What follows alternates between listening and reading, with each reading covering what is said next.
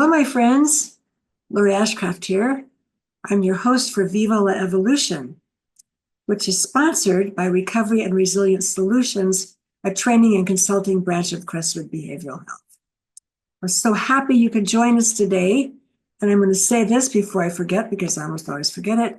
Please subscribe if you don't mind. Little red button over there on the right. Barely find it. It's not, we don't have a fancy thing. So look for it if you can find it. Please subscribe. Now, I want to explain something else to you. If you've been noticing the last few podcasts, I start by telling you what the learning objectives are for the podcast. The reason I'm doing that is because we're qualifying the podcasts for continuing education credit. So if somebody wants or needs a credit and they just have an hour and they want to sit home and listen to a fun conversation, take an easy test, they can get a continuing ed credit for that. So that's why I read the learning objectives. So let me tell you, first of all, who our guest is, and that will cause the learning objectives to make a little bit of sense.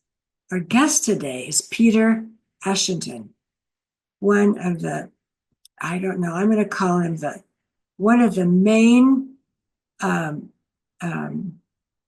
historical pioneers, advocates that really put recovery and peer support on the map and held it there. It's one thing to get something on the map, it's another thing to keep it there. And Peter Ashenden, over I'm going to say a 40-year career, might be longer than that, but I'm in the zone, has consistently played the role of advocate, and with brilliant strategies that have been so helpful for all of us. And I know you're going to love this conversation with him. I first met Peter at a conference in New Mexico, and some kind of a peer conference. And I'd heard a lot about him before then, and was looking forward to meeting him. And I had in mind that he was going to be this big advocate, powerhouse kind of guy. And I knew he was tall. I knew he was 6'4", and so I just had made up who he was. So at the conference, I'm sitting. I try to get near the front, and he comes, and just as sweet as he could be. And his topic is loving kindness. That was so not what I thought he was going to talk about, but so delighted that he did. And it was a wonderful way to be introduced to him. So we'll talk a lot more about that. And by the time we're through, you will have a place in your heart for Peter Ashenden. But let me tell you the learning objectives, give you an idea what we're up to here. So the first one is to understand the role of leadership in peer support organizations. As you know, a peer support organization, whether it's peer-run or otherwise, leadership plays out differently. It's a whole different modality around the way organizations are usually operating. So that's the first objective. Second is to recognize the impact of peer support on individual recovery. And here we'll unpack the whole thing about how peer-to-peer conversations often get to the heart of the matter long before any other approach can, because it's the whole thing of, I've been there. If you can do it, I can do it. Really powerful stuff from peers. Third one, understand the dynamics between traditional mental health services and peer services. And here we'll touch on the dynamics of a blended workforce, like I'm going to say regular professionals and peer support professionals, working side by side, how they complement each other.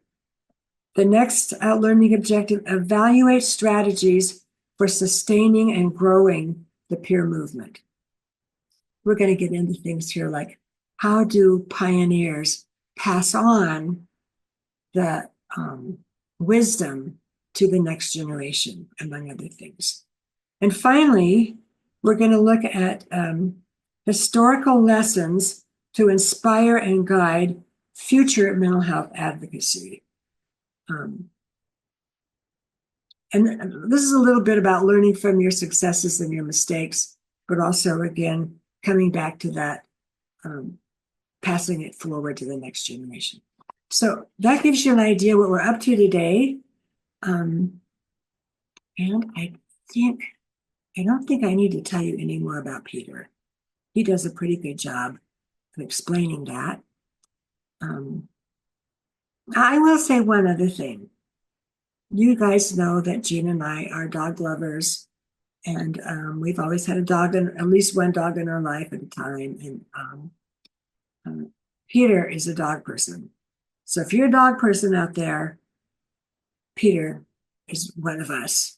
And if you're a cat person, we love you too. Anyway, before I get in trouble between the politics of animal owners, I think I better just move on and let's hear what Peter has to say. Here we go. Peter Ashenden, thank you so much for joining us. I've been so looking forward to having you on this podcast and having an opportunity to share your wisdom and your brilliance with our viewers. I've admired you forever and count Thank you you as a for dear, calling me dear an friend. old man. I appreciate it. You know, I remember the first time I really talked with you, and I think we were at a conference in New Mexico, and I saw you walking around, and people said, "Oh, that's Peter Ashenden." Oh, and Oh, please. then you did a presentation on loving kindness. Yeah. It was They so loved that workshop. beautiful. I'll never You and forget. Jean were in the audience. Absolutely, we were. We still I remember. remember exactly where you were sitting on the right side of the room, and you were, Jean, I think, had the aisle chair, and you had the chair inside. I, I'm serious. Yeah, where we were sitting, but you Now, know. if you ask me what we talked about yesterday, I'm going to draw a blank. Well, thank you again for being here. I'm so honored to have you. And And I'm so pleased that you would consider me oh, of for course, something as beautiful as this. of course. You know, Peter, I know your recovery story, and it's so inspiring. Do you feel comfortable sharing it with us? Yeah, I think it's best, if I may, to go back to the early aspects of it. Okay. At 7 years of age, I was being sexually molested. Mhm. That went on until I was about 11 or 12. And thank goodness, and God is very merciful. I went from a roly poly short guy to 6'3", and fairly substantial. Mhm. Um,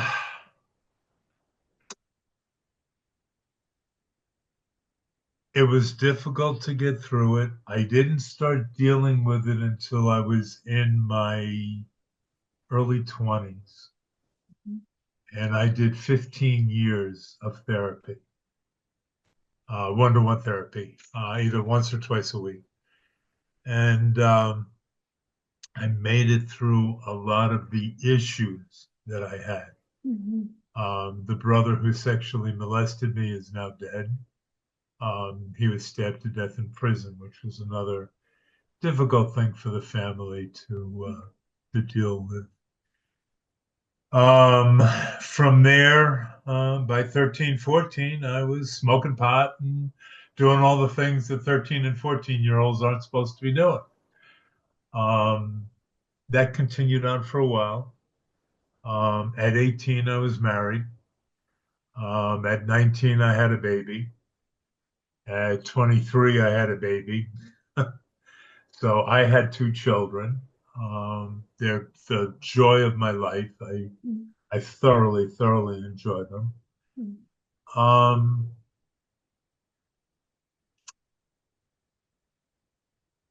it was a struggle. in retrospect, I'm 71 years old now. I can look back. And this was happening in my 20s and 30s. So it's been a significant time. And I have not been able to talk with it other than with my therapist. I haven't been able to talk about this with people. Mhm. It's a little too painful. I just want to say I had the same experience of being molested as a child and Oh, went on God, to early teens. sweetheart. It, we don't get over it. I No, We move God, past it, no. but we don't get over it really. Oh, It's a deep wound. So it's I it's get a it. horrible infraction on our lives. Hmm. Hmm. Well, we've both been through it, and you know what? It demonstrates that we have character because we've got through it and Yes, we're not in the hospital. right. So So that's important to me. so after the two babies, Yes. what happened then? From there, the drugs continued on. Started to increase, went from pot to moved on to other things. Um, by the mid 20s, the drug issues were getting to be a significant problem.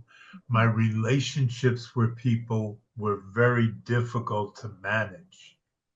I just had a hard time with it. Yeah. Um, and trust. Mhm. You lose all trust as a result of, being, that's the word I want to use, objectified. Mhm. Being dismissed. Let's use that as a word.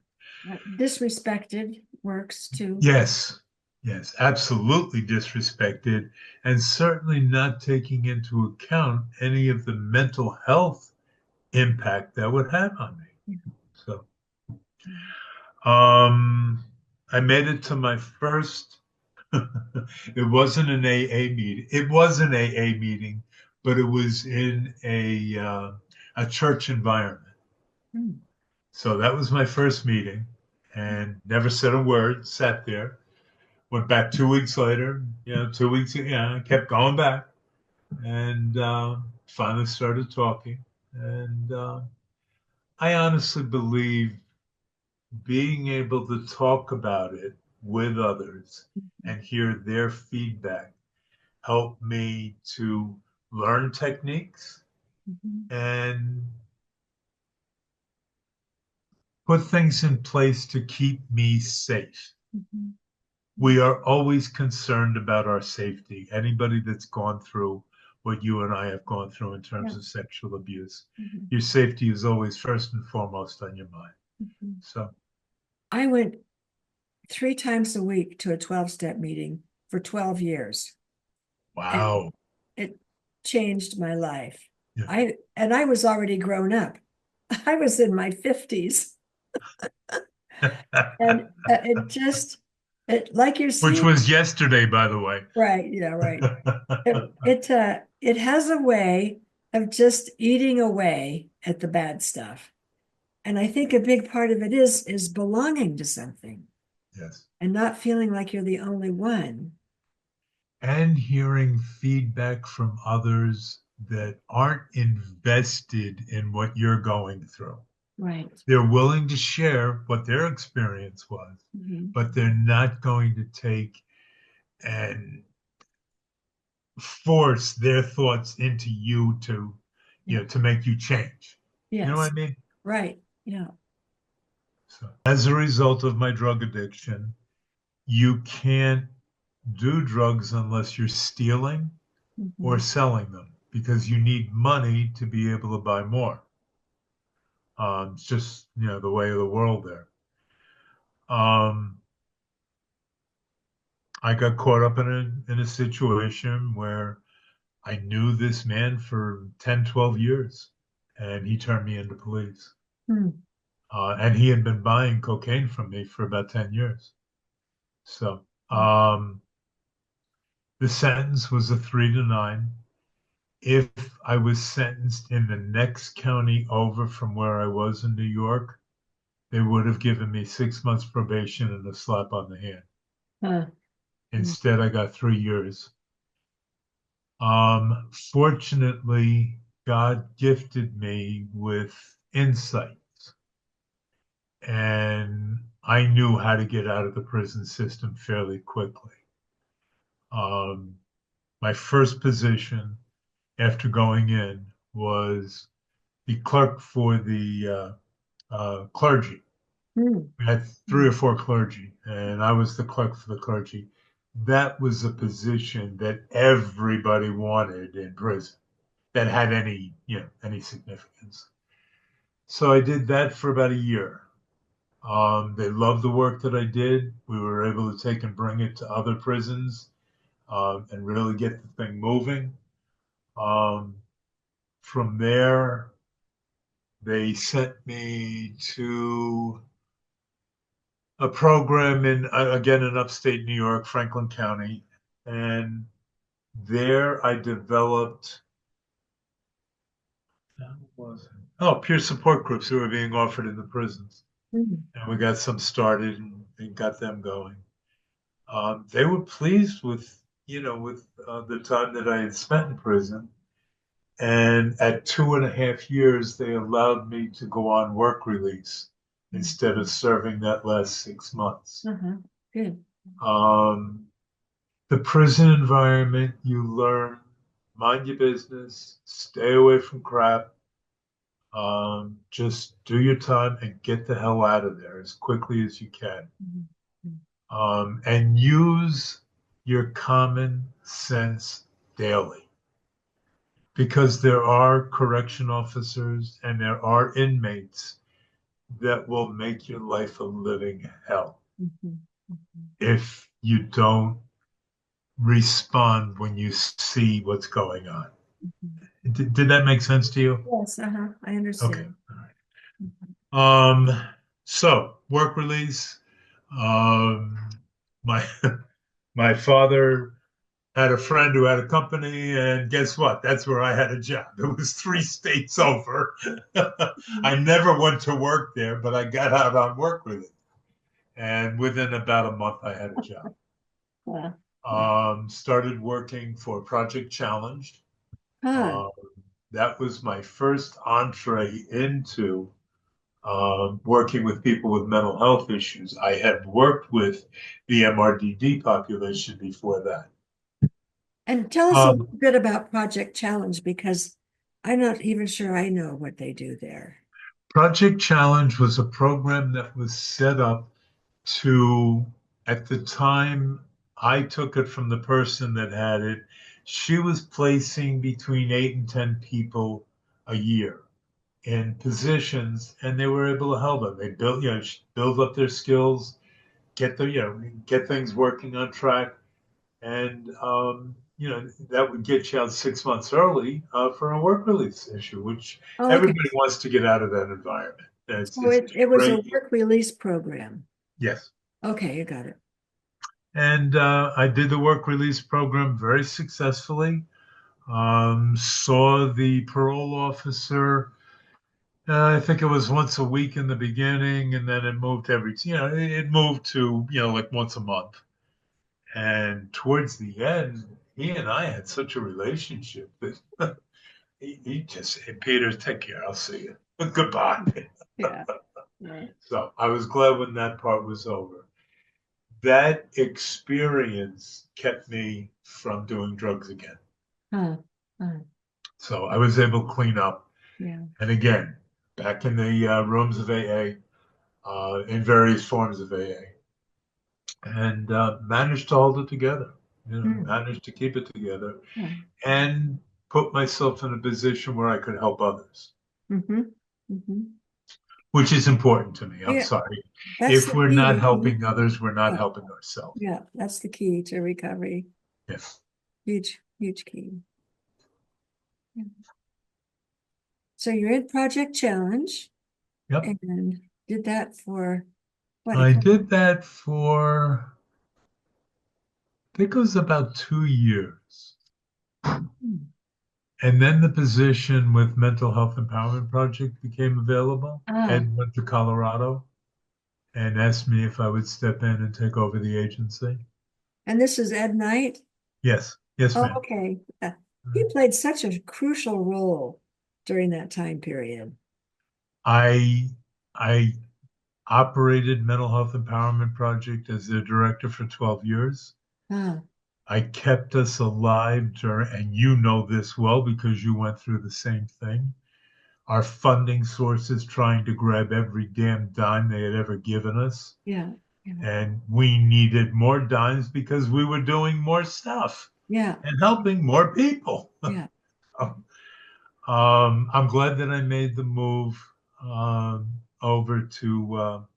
Oh, I'm sorry. Wait a minute. In between, from Project Challenge to MHEP, there was a time with People Incorporated. Do you Mm, remember that yeah, agency? yeah. I think I they're was the still around. director of People Incorporated. No, excuse me. I was the second in charge of People Incorporated. Mm, And the boss stopped coming into work. I was there. I was taking care of everything. She didn't have anything to worry about. And hmm. she was making like $4,000 more a year than I was and Yeah. never coming in. Uh, uh, So that doesn't sit well with people. It's not going to accomplish what I'd like to accomplish. So then at night, he saw the trouble I was having, and he said, "Come on, I want to go to Colorado. I want you to come up and take care of Matt." So that's mm, when I did that. I moved from Poughkeepsie, New York, up to Albany, New York, and I lived there for 12, 13 years. huh, huh. And that was with the Empowerment Project you were working then? That was with Mental Health Empowerment Project. Yes, Okay. MHEP. Mm. And tell us a little bit about what that work was about. Oof. That was very challenging work because the SAMHSA and traditional providers did not want us coming to fruition. They did not want us bringing our perspective to their work Mm, because it would negate them. mhm, mhm. Um, Too bad. I'm sorry, you're not providing the best. Yeah, And let's go where the best is being provided and the people are getting the outcomes that they need. yeah, So, was it challenging? God, yes. Was it difficult? God, yes. I had SAMHSA trying to defund me. I had New York State trying to defund me, and anybody else who was giving me money was trying to defund me. We managed through. I don't know how, but we somehow made it through. yeah, It was on a wing and a prayer, but we did it. yeah, yeah. And Is this then where when the you guys, position, I'm sorry. is this where you guys created, I just remember Ed talking about this, created like 100, I'm making that number up, it was a big number of self-help groups around the country. I think the number was higher than that. I think it was about 500. Okay, yeah. Uh, So that's and that's one of Ed the and things. I both fed into that to make those numbers happen. Yeah, that's very impressive. 500. It was needed. It was Yes. desperately needed. And I didn't care if only two or three people were at a meeting. I don't care. As long as you have more than two, as long as you have more than one person, Yes. you got a good meeting. Yes. Yeah. And these were like peer support meetings. Yes. Yeah. Just Support. plain old open up what's on your heart, what's going on. Yeah. Are you looking for help somewhere or is everything going well? What's causing that? So it was fun. Yeah. Fun and hard. I don't think that there's been a job since I've been in mental health that was easy. I'm serious. Yeah. Working for DBSA, Depression Bipolar Support Alliance, as their CEO, very difficult job. The grand finale of my time at DBSA was a new board president came in January, approximately January 15th. She was in my office and she said, this self help stuff that you keep promoting, I don't know. I really think the traditional care works so much better. Hmm. Hmm. And I was like, Hmm. could you repeat yourself, please? I honestly didn't think she said that. And Yeah. she repeated it. Yeah. 3 weeks later, I was working for Optum. Yeah. Yeah. I couldn't work in that environment. I mean, So, there's no way I could work in that so environment. you went from the empowerment project to DBSA? Yes. Okay. And just some people might not know what DBSA is. Depression Bipolar Support Alliance. Yeah. It's an organization, a national organization to help develop support groups throughout the country. Yeah. And various other techniques to help people to lead a healthy existence. Mhm. Mhm. Yeah. A good mission. And Yes, yes. the mission is only as good as the people in the program. So, you, Unfortunately, DBSA ran into some problems. Also, MHEP ran into some problems. Um, there are leaders that are not looking at things from the broad stroke and only looking at from a tunnel vision. Mhm. And when you're tunnel vision, you're missing so much. Yeah.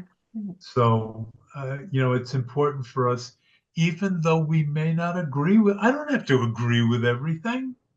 That's not necessary.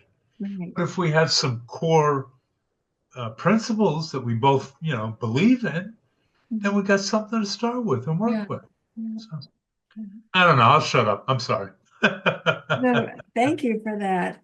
So then you went to Optum from there, which was a Whew. huge, that was a huge job, wasn't it? It was a very significant job. Um, by the time I left in 10 years, I was the vice president of consumer affairs. Um, it was a hard job. I was constantly fighting traditional providers. Mhm. And thank God for research from Judith Cook and the guy in Pennsylvania. Why can't I think of his name right now? Oh, Mark Well done, Reese. Seltzer, Who? Mark Seltzer. Yeah, Mark Seltzer. Um, their work was coming to be, Mhm. and Mhm. that gave me ammunition to be able to blow the crazy people out of the water. Yeah. You know, they were saying things that weren't true. Yeah. And some of that I think people just didn't know. They were brought up in a traditional mindset. And unfortunately, sometimes people think that what they learned 20 years ago is the absolute truth. Anything else is a compromise. Never mind that we learned a whole bunch more in 20 years, which is what you were doing and bringing forward. And by the way, in 20 years, if you and I are still around in 20 years, it's going to be completely different again. Yeah. And hopefully in the right I'd like direction. to see a little bit more of the youth doing the active stuff, and promoting, peer-to-peer perspective. Mhm. I want to see more of that. I'm sorry. I'll never get enough. Peter, I want to add a couple more things in here. Please. You were on the psychiatric psychosocial rehabilitation. They've I kept abscess. changing their name, so um, you were on The there. International Association of Psychiatric IAPSers, Yes, or PR. Now it's PRA. yeah. So you were a huge leader in that project, and Yeah. you convinced me to run for a board position. And I told you that I never got on board. I never got anything I ran for, I never got. So no. And you said, I'm going to help you with this. And somehow I got on the board legitimately. I, Because of your talents. I don't know. Anyway, so you were a huge international figure for several years on the work you did on that board. Yeah. Yeah. I will say that Niapris gave me the opportunity to make sure that IAPSERS was representing, or PRA was representing the best interest of the New York organization and of all the other organizations Yeah, yeah, that were part of their membership. yeah. Um, And you were also a huge leader in the NAPS programs. yeah, Yeah. yes, I was. Yeah, And I think you've been on more boards than anybody I know. wow. I don't know whether to take that as a positive or a negative. I They think can't it's find them to do anything else, so they stick them on boards. no, it's because they need someone with your perspective and insight I to have helped the Copeland Center. I've been the board chair now for, I think we're going like 8 years. huh, huh. And I have watched it become a very healthy organization. Peter, tell me some stories about, I mean, you must have lots of stories over the years. Tell me a story about something that really moved you during your career. Absolutely. Um, as I had said before, I was working on the grounds of Hudson River Psychiatric Center in Poughkeepsie, New York at the time. And I was working with a difficult population. They were diagnosed MRDD, but were so high functioning, they were real troublemakers. So um, while I was working with that particular group, we would go to the gym. We would use the facilities there. And this one ward person was talking to me one day while the kids were playing bowling, and the kids, well, the residents were bowling. Um, and he told me about this woman who they had really tried everything that they could, and they couldn't get her off of the ward. They couldn't get her to communicate. And she had been there several years. So I started sitting with her for an hour or two, just sitting there, not saying a word, not doing anything, no, nothing. Well, within 6 months, we were talking to each other, and she was able to talk. And she was a viable human being who had been through some horrible circumstances. She had told me about her art career, and I had seen her artwork. So I said, you know what? Let's use that as the positive to move her forward. Let's get her back into the artwork again. I talked with a couple of other people just to make sure I was headed down the right road because I didn't want to make any mistakes because I knew if we didn't do it this time, it wasn't going to happen. Mhm, So, mhm. and you've had cases like that too. Yeah. I know you've had them too. So, lots of counseling, lots of talking.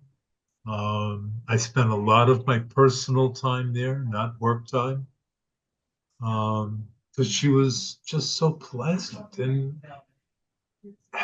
and so talented, and it was just going to waste. So slowly but surely we did it. I'll tell you, you know what a big achievement was? She went out to lunch with me. Uh, Isn't well, it crazy? did she continue her art career Yes, after that? yes. She went back to her art again after about a year of me just sitting there and getting to know her and, no pushing, no nothing, just taking it easy and getting to know each other. Mhm. And I'm very glad that I did it because she continues to today to be a viable entity. And Mhm, she's a few years older than me. mhm. So Oh, she's doing well. what a great story. I loved it. And as I said, I'll send you a picture of the painting. Yes, do, and we'll put it Um, up on the I screen don't, so people and can when see. you look at it, you'll see she's been able to take and have the house reflected in the pond in front of the house. Mm, mm, It is so intricate. I don't know. Every stroke captures what was in that, what was the picture of the house versus what was being reflected in the pond. Oh, So, oh. you'll love it. I hope you'll like it. So. I know I will. We'll show it. That's reminding me of a story that happened near the end of your, right before you retired from Optum. And there was, it was a woman who had been in crisis or inpatient for a long, long time. Do you remember this? And nobody could seem to get her to move beyond that. Very, very disabled person. But I was able to connect that disabled person with a person who was moving further along in the recovery. And the two of them became friends. Ah. And all I did was boost the friendship, encourage the friendship, take the three of us out to lunch, whatever I could do to enhance their relationship, because she was then a guide for the individual to get out of the situation she was in. So a really good story about peer support. I got to tell you, I wouldn't have stayed involved in this field if we weren't getting the results that we were getting. I'd go do something else. Let's talk a little bit about the peer movement. Okay. Where do you see us going and what are you worried about? I always am concerned that traditional mental health services are going to try to take over again. We can find a balance between what they offer and what we offer if we would come to the table and work together. Hello, that's where I want to see us go. I want to see professionals and peer leaders, taking and sitting down at the table and saying, how are we going to do this? How are we going to move this along? And until that happens, I don't think I will be satisfied with the results. Yeah, sorry. That's a key point. Key point. Collaboration. It's critical. Yeah. And you have to have an open mind. Where would you like to see us? Let's say in 7 years. In 7 years, I would like to see a larger peer movement with more funds being allocated to their services so that they can grow and expand and be available to those in the community that want to participate. You can't force this. Right. Don't force it. It's not going to work. Yeah. And you and again, 40 years in the business. I had 40 years in the business. I know it works. I know it doesn't work. You know? It has to be attractive enough that people want to do it. If it's not attractive and interesting,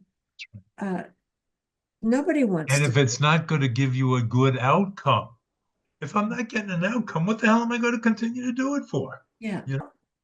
I've been lately thinking about how much outrage and fire and commitment and vision we had 20, 30 years ago. And maybe I'm just not in the right place to see it today, but I don't see it. I almost see complacency in the recovery movement and kind of settling into, well, we got this far, that's good enough. I'm just not seeing the evolution at the speed I'd like to see it. What are your thoughts on that? I believe that the old timers, you and I and others, need to focus on the youth peer movement that's coming up. Yeah. And either through video or through conversations or what have you, discuss what was going on 20, 30 years ago so that we don't repeat those mistakes again. If we do that, I think we can help the younger community get in touch with what they need to get in touch with. they're looking at it from their small perspective and not looking at it from the global perspective that you and I've been doing for the last 40 years. So, Yeah. you know, I think that's the answer to the question about um, how do we get the energy back in the movement? and I honestly think it's going to take the old timer and old timers, I'm saying people 50 and above. Yeah. It's going to take that group to commit themselves. And look what we got a group of people together, and I was questioning what was going on with NAPS, Steve Harrington's group. And now, boy, let me tell you, they're at the table. Yeah. Yeah. I want to thank you for making this a pleasurable, delightful. Yeah, every time I have an experience with you, I thoroughly enjoy it. Oh, Thank you. thank you, Peter. I'm just so glad we got around to this. Yeah, Well, what thank are you you going to do? again so much for your time and Thank you. your brilliance. Just so Thank you. appreciate it. Well, there you have it, my dears. I can't imagine that you didn't just love listening to that conversation with Peter and could really feel how someone with a heart like his could um, talk about loving kindness in a way that nobody else probably could. And okay, all right. Well, thanks for joining us. Sending you lots of love, and we'll see you next time. Take care.